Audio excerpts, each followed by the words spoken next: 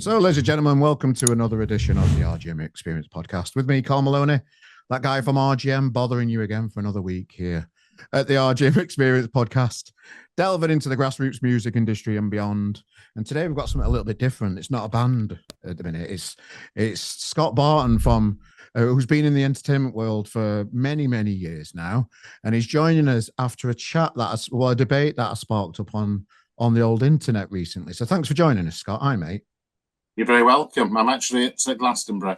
Yeah, nice. Yeah, so if you get disturbed by sound tests, I'm right next to the Sensation Seeker stage, so they keep blasting things. But it's Thursday, so it should be fairly. Nice. What's the vibe around Glastonbury then while you're down there at the minute? How's that going? It's fabulous. Well, I've been here from Sunday. We always work with the theatre and circus people, so we've been working here since 2013, and it's always joyous, really. The public started coming in yesterday morning, so today, Thursday, is quite a sort of chilled day. There's a few things on, but not a lot on. But obviously, Friday, Saturday, Sunday, it all kicks off properly tomorrow. So it's always a sort of fairly crazy sensory overload, really. What's it like walking around the grounds when nobody's in there? I presume you can. There's never. I mean, by the time we get here, there's quite a lot of crew and people setting up anyway. So, but I like to go out at I'm an early riser, so I like to go out at sort of 6 a.m. And I've got I've got an electric bike here at the moment. Oh, nice. So I was cycling around the site at 6 on a beautiful morning this morning, and it all feels a bit surreal. It's just stuff and ideas and creativity and everywhere. So all the good stuff. All the good stuff, yeah. Glastonbury is like no other place. It really is. Oh, brilliant. So live from Glastonbury. Well, so you joined us from your Yellow Bus. You run yellowbusevents.co.uk. Yep. Fellow Sheffield lad like myself. Can't believe I can't believe we haven't had a chat before, mate. So no. Yeah, thanks for joining us. Appreciate it. No, I've been doing events. I started off as Sheffield Events Company. Back in the sort of mid-90s. So we've been going for 30 years or so, but we've been Yellow Bus events probably for the last, 15, 20 years or so. So we used to do a lot more in Sheffield, where people who are in Sheffield might know we did the After Dark Fireworks event for 25 years, and Fright Night, Mayfest, Grin Up North with Toby Faster, and then worked on a lot of things like the Amal event when the Amal came, Tour de France, Festival of the Mind, and actually Leadmill in the Square. We worked with Rose and the team doing Leadmill in the Square, just tail end of COVID in Tudor Square, which was a lovely thing. Yeah, so you've been there, seen it, done it.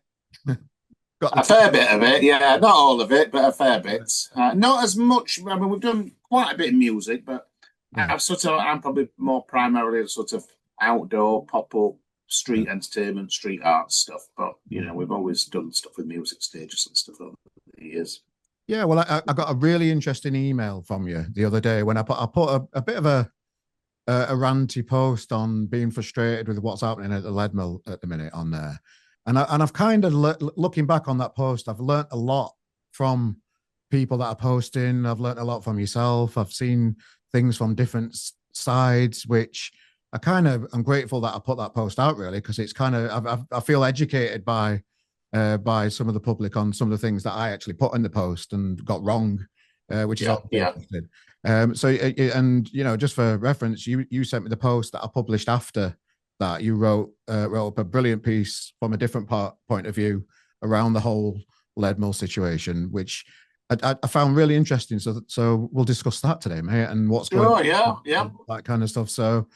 I suppose, where do you start with a story like this? So in the post, you go back many years from when the Leadmill was a completely different entity to what it is now. To talk us through your... Well, I guess one of my frustrations, I thought when the news first came out of the, change of operation, there was a very aggressive, I thought really quite deliberately dishonest campaign launched, which pressed quite a few of my buttons being a Sheffield person, and it clearly has a lot of other people. So I thought it was very disingenuous And the history of the Leadmill, I mean, I'm Sheffield born and bred. My parents met there. It's already had 3 different cultural lives. So I think it was a flour mill originally, but then in terms of culture, in the 60s, it was the Esquire, a very cool sort of, I think leaning a little bit more towards jazz and sort of beatnik, I think was the sort of scene in those days. So my parents met there in the 60s. And then I think that went until the 70s. It was probably closed for a while. Then it reopened in the early 80s with an amazing bunch of people who were still around, who were involved as a not-for-profit arts and music organisation, and did all sorts of fabulous work. And I think sometimes when people talk about, you know, the spirit of the Leadmill, for me, that's the time that it was, you know, at its height. And then I think it was about mid-90s or so, the charity was sort of struggling for money. And it went over to being a fully commercial operation, which is what it's been. And I think a lot of people in Sheffield sort of still thought it was a bit of that community type organisation. It's been a fully commercial nightclub for the last couple of decades. And then obviously what's happened in recent times, it was always on a lease. Yeah. And I think it was around about 2016. I think it's Phil Mills who owns it, was given the opportunity. It was owned by a Manchester property organisation. He had the opportunity to buy the building. So then he would have complete control. And I think the lease was due, he knew at that time that the lease was due to run out in about 2023. So I think this is all well documented. It made a fairly, I think they were looking for about £500,000 for it, which actually, I'm not that good at maths, but if you did the maths on what it would have cost to pay a mortgage on £500,000, it was probably less than he would have paid on the lease. So I still, to this day, just don't understand why he passed. And he made an offer of £150,000 for it, completely derisory offer. So it went on to the open market. And it was about to go to a property developer and be demolished and turned into flats. And as I understand the story, the agent who was selling it had the good nature to think, well, would be sad, and put the word out to a few music operators, venue operators, and that's where the Electric Group came in. So this idea that they've been hunting to buy the lease, they were actually approached. At that point, really, the Leadmill people have passed, they're going to buy it. So they invested the money in the building. So this notion that these are big bad guys from London who've come and sort of stolen a business, as far as I'm concerned, it's the absolute reverse. I think they're the heroes of the piece. If they hadn't come in and bought that building, then it would have gone to flats. And they have, the venue they run in London, there's been a lot of critical things said about them. They run the Electric Brixton in London, which is, two of our daughters live in London. It's one of the coolest venues in London, and London's a pretty cool place. They also run a venue in Bristol, which a pal goes to, really raves about. And our son was at University in Newcastle, and he was always in the NX. And I saw a comment online the other day about the NX where somebody was complaining that they'd taken over, and then said, mind you, they've actually improved things. And at the end of the day, that's sort of what we want. And I guess the other thing that really sort of pressed my buttons is I love Sheffield. I've lived in Sheffield all my life. A local historian once said to me, the problem with Sheffield is because we're sat in the bottom of valleys surrounded by these hills, we don't really sort of want to look over them and see other places. And we can just be far too insular. So part of the campaign was this hideous sort of, but he's not local. How dare he come in and touch? And I think I said in the piece, it felt a little bit like League of Gentlemen and Royston Vasey. We're not local clubs for local people. We're a major city of 600,000 people. And we should have people coming in with new ideas and new ways of doing things. I think there's a big generational thing that's gone off with a Leadmill. Most of the people I've seen complaining, but apart from getting hold of the wrong end of the stick, that it's closing rather than actually it's just changing management and changing the structure of what it is. But most of the people I've heard complaining are people like me, sort of people in the 50s and 60s, white men who probably look back to our heyday, and I think there's a thing that the Leadmill changing is a sadness that relates to that. And I have thought, I wonder whether some of them are they sad about the Leadmill or are they sad about getting old? And for me, the NX, the people who run NX, and I think they're going to call it Electric Sheffield, is also from a generational point of view. It's going to be about a new generation. That place has always been about great music for younger people. Its core audience is going to be sort of, 18 to mid-20s. I think they'll bring better stuff because they've got improvements to the venue. Let's face it, the venue was filthy and tired and neglected. I mean, the last time I was in there, the toilets alone, people joke about the toilets, but it just shows no respect for the people who use the place, that you're going to give them, dirty sort of, stinking sort of toilets. And so I think they make improvements to the venue. I think there might be things that could be done about increasing the capacity slightly in time. And they are then going to be on a network of 4 clubs. So you know the music industry more than me. Promoters and clubs and acts and agents want to be able to do a deal. So if the Electric people can say, right, sign up with us, we'll give you 4 sort of venues, I think the caliber of the acts that we're going to get. And just come back, this sort of disingenuous stuff, I think what really, really got me going was the Soul of Sheffield thing that was put out there. I mean, I think they've totally overplayed their hand. At the end of the day, they're a commercial club. So to try and put out this campaign that the entire Soul of Sheffield, they've decided that they are the arbiters of the Soul of Sheffield. And the decision on whether Sheffield has a soul or not entirely rests on their commercial lease dispute, is just the absolute height of arrogance. And let's face it, they've lost the case, and we're going to move on now. So has the Soul of Sheffield gone? So I mean, in a positive, I just think now I've had enough of this, and I think most people in Sheffield have had enough of this, and particularly when, let's say, a more nuanced version of the story has emerged and a little bit more information. So I think it's time to draw a line and move on. I think it's really sad for the staff there, but to be honest, I think that's down to the management. The management had 2 opportunities to do the right thing by the staff. One is to buy the building, and they could have carried on their business, and none of this would have happened. But the second thing, at the point of realising that, they're going to lose the lease, the management could have worked with the Electric Group to try and work out some transition with the staff. And it almost seems to have been sort of this, suicide mission that's taken everybody down with them. Now, I know that some of the people from the Leadmill are saying that they're going to carry on promoting events at other venues. And I've worked with people like Rose and stuff who does sort of great work. And I think, well, great, good luck to them, and then Sheffield's got a win all over.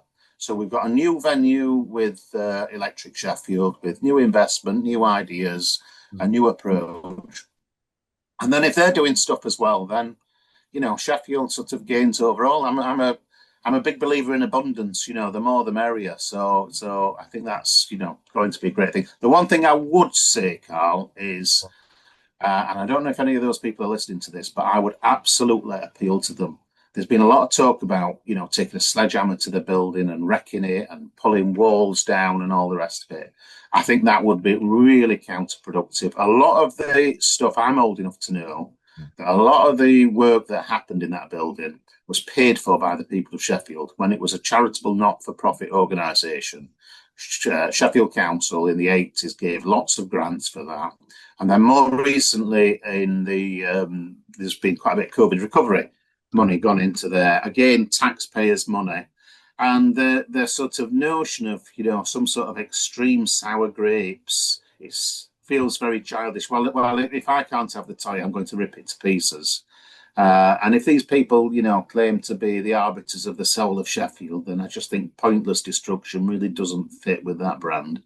Yeah, you don't literally mean destruction. You mean just not going to saying I'm going to boycott the venue. No. There's been saying things about actually damaging the inside of the building. And now I'm at Glastonbury at the moment, but a pal of mine messaged me yesterday to say, now this might be something completely different, but he said, there's skips already arrived. And that's been said quite publicly, that they would, sort of rip walls down and, sort of strip things back. which is, just from an environmental point of view, from a moral point of view.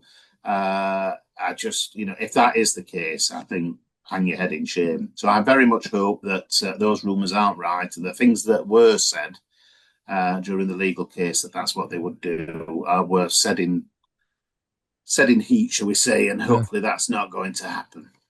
And certainly, if they want to carry on doing stuff in Sheffield, if that's how, if they do something as stupid as that, I don't think people in Sheffield are going to feel very warm towards the brand. No, well said. And just rewinding a little bit. So, how does a big court case like this even exist when it seems like it's kind of inevitable that change was going to happen? Whether it's been, pride or stubbornness, I really, I don't know what goes off inside the, mind of somebody like Mr. Mills. What I do know is that there's a great deal more being spent on the legal case than it would have cost to buy the building outright, which is just sort of beyond madness. So I don't know what the motivation was. I know that certainly in the past, the Leadmill had a reputation under the commercial organisation that it is. It's always had a reputation of, far from supporting the wider music and cultural scene in Sheffield, is that when anybody was, applying for new licenses, I know when the Gatecrasher opened and stuff, that, they were always an organisation who were trying to oppose other people doing things, which you can sort of understand from a commercial point of view, because, they wanted a freer run of things. But it doesn't quite fit with the, we all want more culture, we all want more music to be sort of happening in the system. Well, I have reached out to the Leadmill, and at this moment in time, I have to respect that they're going through a big change at the minute. It's the last weekend as we speak now. It's their last weekend. They are willing to speak at some point, but I just have to respect at this time that they're going through quite a lot. They've had to make a lot of redundancies. I've been reassured there is more information to come out, but just not yet. They're so worn down by all the heat that they see online, and I probably didn't help that with the post. They've had months and months of just having to. Although, to be fair, Carl, when that campaign was launched, and a certain tone was taken, I think a lot of the backlash that they've probably had was, for me, because the initial thing of, we're having our buildings stolen from us, we're being evicted, as if they'd not played any part in getting to this point, was just a bit dishonest.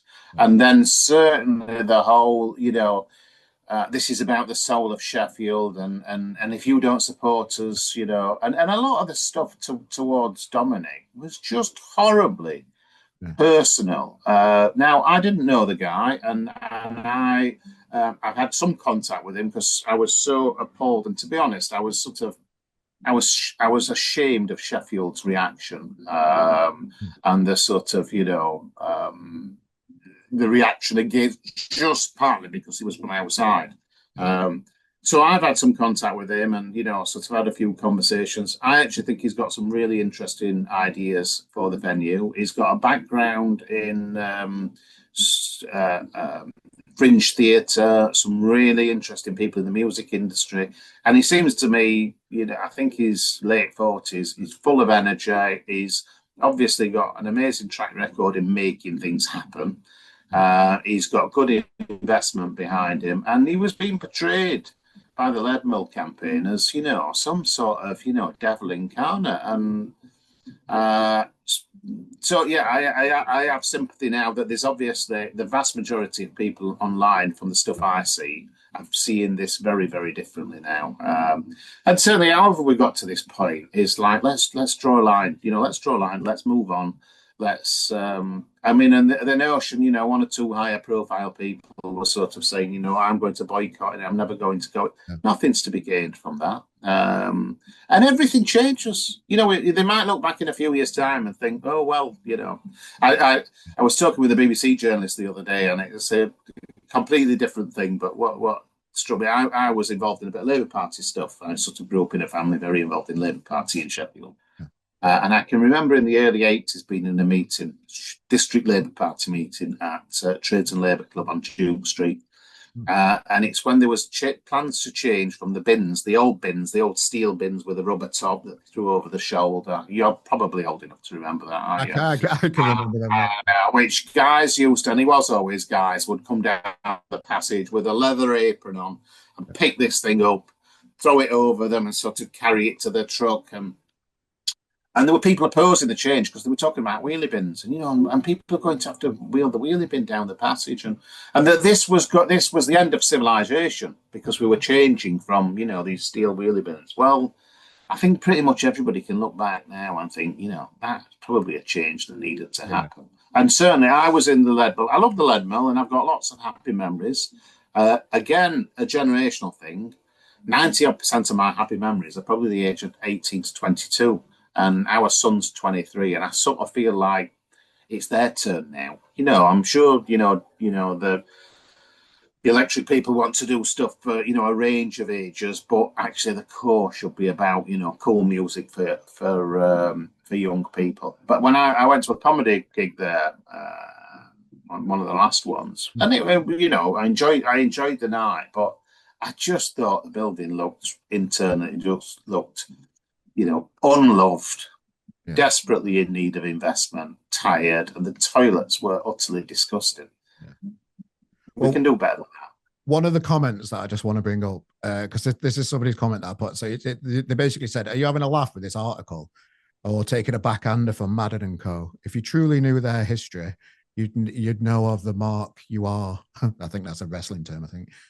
So you want to try doing your homework first. So that's one reply that I read on there. And when I read that, I thought I'll just do a little bit of digging because I know one of a Sheffield artist, Barnsley Sheffield artist, Harriet Rose, put a post up about it. And she lives in Newcastle now. One concern she had is she's aware of the NX, and it's a good venue up in Newcastle. What she wasn't happy about is as an artist for herself living in Newcastle, there's no real avenue in to get stage time and book gigs, and as a local artist in through that promotion. So Sheffield has always been historically kind to its local bands and that kind of stuff. So I'm worried that it could affect the bands from Sheffield trying to get stage time and particularly venues between 400 to 1,000 capacity where Sheffield is lacking in that side. Yeah. I mean, I didn't know Dom before this. It's not an area I work in. I've got no axe to grind other than it really sort of pressed my buttons of the sort of campaign. I've not been in any of their venues, but I have talked. We've got friends and family in London who really rate the Electric Brixton. And our son Ed he's only just finished at Newcastle University. And long before all this came up, he kept talking about the NX and the stuff that was happening there. And certainly the conversations that I've then, because, I've sort of talked with Dom about, what I think is probably, going to be important in the Sheffield scene. And I'm sure a lot of this will come out in time, but he's actually got some really interesting ideas about things that tie into community arts and supporting young people in Sheffield and supporting access to the venue and music. So all I can say is, this idea of, right, we're going to boycott it is, well, if people do that, it won't get I think give him a chance. Let's draw a line now, give him a chance, and then try and work positively with him. And I know he's been having all sorts of conversations, and he's very keen to get to know people in the local scene and sort of support things. And he's certainly asked my, views on a few things over the time. So I think the portrayal of him is certainly far from what I've found. And in terms of the venues, not what I've been told by people who I respect who use their venues. Well, Redmond left a comment, and he managed the comedy nights at the Leadmill for years, made redundant. His views are publicly on the post as a reaction, just saying, that they were just there weren't really any offer to support the staff. They felt like there wasn't an opportunity to stay at the venue and work with the new owners. So there's that kind of, when you see that kind of stuff, that it's hard And to. is that a criticism of the current management? Because obviously they're their No, staff, and as far as that, yeah. Well, I mean, yeah, there was no. You mentioned it earlier. There's not been a lot of talking with each other, as it's all been done in court. So no, no, there's I can and imagine there's not a lot of opportunity for them to have yeah, made that and better. as I said, for me, there's the current management of the Leadmill need to take responsibility for that. Is they had two opportunities. One was just to buy the building, and then none of this would have ever happened, and they could carry on running their business for good or bad or whatever people feel, but they'd have been in complete control. I mean, I just don't understand why they didn't do it, because from an investment point of view, it's a large building in a major city near to a train station, so it's never going to be a bad investment, I wouldn't have thought. Yeah. But then at the point of realizing that, well, we somebody else owns the building, there's notice given, that's how leases work. If you run any business in a leased property, you always know that you're going to be vulnerable, that when that lease finishes, that it's not an automatic renewal. So at that point, the management then had the opportunity to sit down with the electric group and say, right, yeah, we know when we've got to hand over the building. Can we talk about the staff? Can we talk about sort of doing some transitions or choopy or whatever it works? As far as I understand, absolutely nothing happened on that. It was just a sort of, suicide mission to the court. And from the outset, it always seemed to me, I don't know anything about law, but it just seemed pretty doomed that if you own a building, you own the building. Yeah, well, the post that you generously sent over to me, I titled "Does Sheffield hold Sheffield back? A different take on the Leadmill." I kind of editorialized that a little bit just as a title, but it's an interesting take on it sometimes, because it won't be the first time that you feel as a local Sheffielder that. Particularly when you see a lot of waste, and the city centre has been through a lot of issues through the years. It does feel like sometimes you fight against yourself in Sheffield a little bit. Yeah, I have this theory. I say I love Sheffield, and I've lived and worked elsewhere, and now I almost exclusively work outside of Sheffield, and I do find it interesting. A lot of that, you're not local, therefore you shouldn't be. I don't get that anywhere. I work all over the country, and people generally I find are welcoming, and certainly in arts and culture, people coming from outside and bringing new ideas and exchanging ideas is really important. And I sort of feel I have this theory that Sheffield's, because we've got, let's face it, commercially far more successful cities around us, is up in Leeds, your Leeds and your Harrogate sort of money, across in Manchester, which is a whole different thing, and then Birmingham, which is a very driven commercial city. Sheffield's a much gentler city. Economically, is not in a good place. We're a bit of a basket case economically when you actually sort of look at the stats, and I think it sort of gives Sheffield a slightly subtle inferiority complex. And then sometimes some of that inferiority complex gets turned on people and forces coming from outside that, you keep away because we're Sheffield here.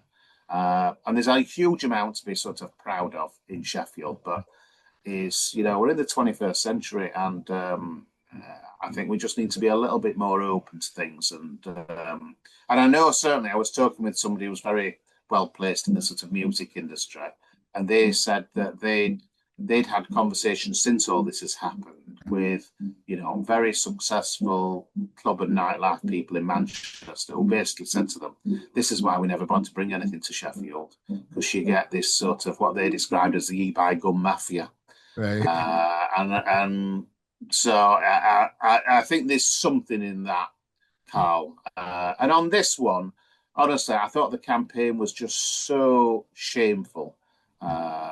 And really quite sort of misleading. I mean, actually, I think it's sort of blown up in the face, really, because once people started to realise, well, hang on a minute, you had the opportunity to buy the building and you passed on it. I mean, that's just the fundamental point of all this stupid argument.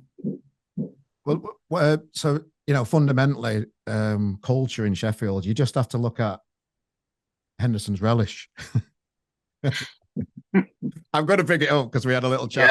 Yeah. I mean, Things I sort of people- half jokingly put a post on my Facebook a couple of years ago, Okay. which I started off by saying, look, you know, friends and family, I've got something I need to talk about. And I know there's a lot of shame around this. And I know many of you won't want to talk to me after this. I sort of laid it on quite a bit. And then I said at the end of it, but I prefer Liam Perrins to Henderson's.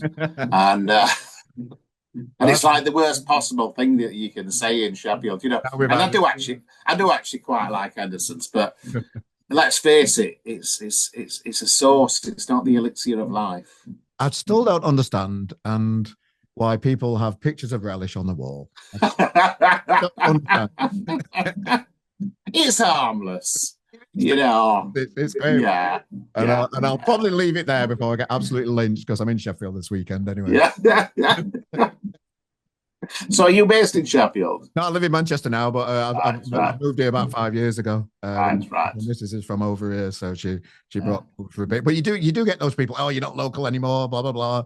You know, it's none of your business what happens over here anymore. You get a lot that even just from close friends. It's still a little bit like yeah. And I do think with the Leadmill, there's a generational thing as well. And I sort of wonder actually. It's interesting. One of the things that's happened since this, our lad's 23, grew up in Sheffield, absolutely loves his music. He's down at Glastonbury with me now. He knows all his, you know, the different bands. And he's really sort of well informed, quite a broad taste and knowledge on music. He's never been in the Leadmill. He's never been in the Leadmill. He's been to all sorts of gigs in Sheffield, but the Leadmill's never put gigs on that sort of appealed to him. I was in Bristol when I came down to Glastonbury. I stayed off in Bristol and caught up with an old pal who's Billy's late 30s. Again, he's really into his music. He was in Sheffield, at university in Sheffield, with his now wife for 4 years. And he'd seen one or two things online, and I was talking with him about it. He'd never been to the Leadmill. And I think in some ways, you know, it probably was starting to become a bit of an old man's band. The last two things that I went to see at the Leadmill were the Everly Pregnant Brothers, who I sort of love. And obviously they baptise people with Henderson's. No, but I love Everly Pregnant Brothers in a sort of slightly ironic way. And the comedy night. And when I looked round on both those nights, it was full of older white people, and I think the offer that Bristol, that the Electric Group, it's far younger, but it's probably also far more diverse in terms of music and audience. But it really was very, very white and very, very old white men like me. Well, we've had our time, you know. Yeah, not quite yet, mate. Don't rule us. Yeah. We've still got a bit in us. We've still got a bit. Well, one other little message there, just to give a bit of balance, is somebody's mentioned it's a bit like going from a Sam Smith pub to a Wetherspoons. No one likes change, but I'm going to give the new owners a fair crack at it. I've been a regular at the Leadmill since 2002. I'm gutted in a way, but deep down, I just can't mourn something I have no control over. I think the history of the bands did. Yeah, there was quite a lot of comments online as well where people, I mean, you have to sort of laugh, you know, this is really sad, terrible news. Mind you, never been. Yeah. So there's a bit of that online thing of just sort of joining it. I think one of the things I said in that article as well, you know, I'm the same generation as Richard Hawley. I was at school with Richard Hawley. He was the year above me. My wife was at school with Jarvis Cocker. He was a couple of years above. And so, you know, so we're very sort of threaded into Sheffield Live. And this sort of notion that the Leadmill can't change, I think I said, it's a little bit like saying that Richard Hawley and Paul should be putting out a new album because, you know, we love their old work so much. And maybe the electric Group is, you know, 6 Leadmill Road's new album, you know, and it might be the best one they've ever produced. And we might look back and say, well, it was, you know, let's face it, was getting tired. And also, I sort of think, you know, good luck to the Leadmill team, is if they then are doing interesting work for the older generation in other venues, then, good luck to them. We all win. We all get more. Well, yeah, just trying to reflect on the chat today, because I am going to reach out to the guys at the Leadmill again when the dust settled a little bit, give them space to mourn and do whatever they need to do, and start to create this promotional brand that'll be doing. Looks like, no, I'm not speaking for them. It looks like they're doing gigs all over at different venues like Yellow Arch, Sydney Matilda, all these other venues that historically they've always done gigs out of town as well. The Leadmill Presents has been around for a while anyway, so it's a strong brand out there. So in a kind of way, you kind of thought, were they doing that for a different reason as well? They've already started the process of being a promotional brand out there at different venues over Sheffield. It's exciting to see them do more gigs and give more bands opportunity in all the other venues that are in Sheffield, because there's not that many left, particularly when we're looking at the size of the venue that the Leadmill was. That space in Sheffield is really hard to plug a hole in, with the O2 Academy not being there anymore, with the City Hall being a pain in the arse to book. You have to do you have to get your own PA, you have to get your own health and safety checks, and for a band that's just too much for a lot of people. I didn't know about that. There's just not as many opportunities within that bracket, because I live in Manchester and I just see, but there's 5 or 6 venues with that capacity that bands can step up. Maybe Sheffield needs a live music czar. Whether the mayor, whether the Oliver Coppard might fund something like that. Whether it needs to have an advocate who knows the stuff about music, who can knock down a few of those walls. Because I've heard 1 or 2 negative things about City Hall recently, and obviously that's the council's. I think it's an independent operator, but under a council contract. So if there are things going wrong there that's making it difficult, then maybe there should be like an independent music czar, because it's really important. It's really important for the sort of cultural life of the city. I mean, I've always, although our stuff, I've done some music. The common thing, my real passion with things like Fright Night and After Dark and comedy festivals, is just the idea of people coming together at live events. And in a world where we were getting more and more people sat around watching Murdoch's Sky TV, I think people coming together is even we do a lot of these street circus, street entertainment festivals all around the country. And there's nothing more joyful than, people stood around the town square, being entertained, having a laugh, joining in. I think that's really then important for, community cohesion and and live music in the city. And then also, obviously, from the mayor's point of view, like economically, in the days I worked at in the early 90s at Destination Sheffield, and in those days people laughed at the idea of Sheffield being a destination or a tourist sort of destination. But even then, it was in the days of the of Gatecrasher nightclub, and in those days, Friday and Saturday night, a massive chunk of the hotel rooms that were being sold, and there was nowhere near as many as there are now, was for Gatecrasher. And there were sort of young professionals with a few quid who were coming into the city, spending money on, drinks and food and no doubt drugs at that time. And, so that's all part of the entertainment scene as well, and sort of good for the economy. So if you know the mayor, maybe you should reach out and say, come on, should we have does Manchester have anybody like that? Is there a sort of... Not that I'm aware of. John Robb's always shouting about, the support. He's from Louder Than War. He's out there. The mayor's very, Andy Burnham's very, you see a lot of him. And he's very vocal, telling you exactly what he is doing and what the plans are for the future. I went with our son Ed to see Andy Burnham and Steve Rotherham, part of Festival of Debate at the Octagon a couple of weeks ago, and he was really good. He was really interesting, and it was very interesting about this sort of a lot of the north-south stuff and the equities of sort of investment. And he was saying that which we and Manchester Public and Liverpool suffered from that. In the 80s, the Tories were literally, the North was managed decline. They'd sort of given up on us. I think he's been doing some great, great stuff. But maybe we've got some stuff to learn from that. Yeah. But then if we go back to the philosophy is, well, we can't learn anything from anybody else. Yeah. We are Sheffield, we're sat here sort of splashing Hendersons on it, and we can't, it's like much as I love the place, come on, we need to sort of raise the game a bit sometimes. People were the same when tramlines started charging, weren't they? Yeah, yeah. And I was involved in the early days of more tramlines fringe. Got a huge amount of, time for people like Tim and the work he's sort of done with tramlines.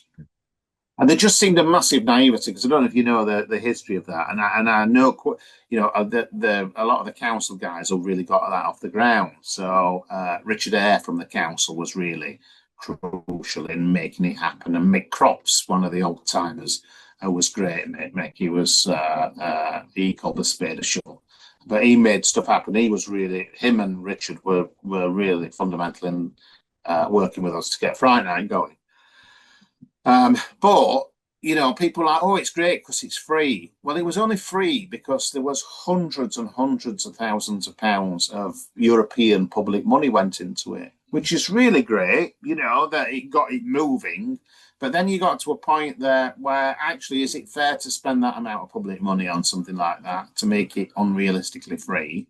And what the city's ended up with, which is not for everybody, but I think is absolutely fantastic, is a really great commercial festival that's, superbly run and very safely run, and brings, really sort of excellent acts, high quality acts. Yeah, you're going to pay a bit more for a ticket, but then as a festival, you're not having to pay for your transport, you're not having to pay to camp, and you can go home and use a flush toilet. So I think tramlines has been an absolute, real success in Sheffield. And I know Tim's been one of the sort of driving forces behind that. And in some ways, I'd not thought of this, but I sort of wonder whether that's a bit like the electric group will be, is that they, they are sort of more professional, and they are sort of higher profile in the work they do. And I just hope that Sheffield sort of embraces that. And at the same time, there's lots of other stuff happening in the city. Yeah, well, it's exciting times ahead. I'm in Sheffield this weekend. I'm over for tramlines for a few days. Just going to enjoy the fringe, and over at the festival Friday. I do still put gigs on at the Old Frog and Parrot. So I'm doing. Oh, right. Yeah. For the fringe there. Then I'm off into the main bit to cover that for the magazine, just to enjoy. I do miss the old place. I mean, when you look at what's happened with Kellum Island, that's been a great, and I think, and a few years ago, I know it was Simon Ogden was the planner from the council I've known for, he's retired now, but knew forever. And he was, one of the people who was doing all the Kellum stuff. And I'm fairly sort of, open to new things and crazy ideas. That's why I bought a 40-foot American school bus. And I remember Simon sort of saying about what the plans were, and I was probably a bit like, really? And when I was a teenager, the Kellum Island was real ale and prostitutes, a full night out for people, really. So, yeah, and the real ale was really, there was the Kellum Island Tavern, wasn't there, and the Fat Car. And, other than that, it was factory and prostitute. And now you look at Kellum Island, and that's, fantastic sort of what's happening down there. Our resident at Kellum Mills, some of the new flats that they built there years ago. And just seeing it develop, all the new pubs around Yellow Arch, all the way down.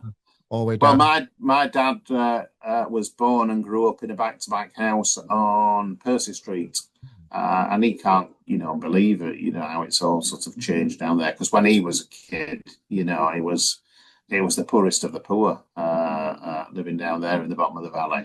And we've taken him out to restaurants and stuff in Kellum, and he thinks it's fantastic what's happening. Yeah, well, Scott, thanks for joining us. I know you're busy. You're down at Glastonbury and you're in your bus, sorting your entertainment out. Check out Yellow Bus events on .co.uk. I'll put a link within the description of this podcast. Thank you. So you can see what Scott's up to.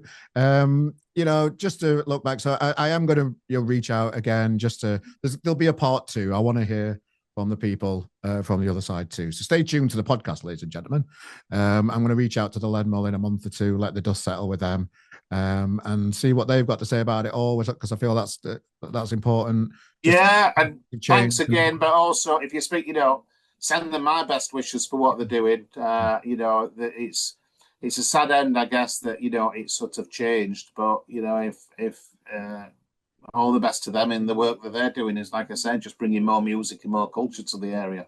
So there's still going to be a new venue. The Leadmill are going to be promoting more gigs in Sheffield, we hope. So as you say, that should be good, shouldn't it? Yeah. What's bad about that? Win-win, hopefully.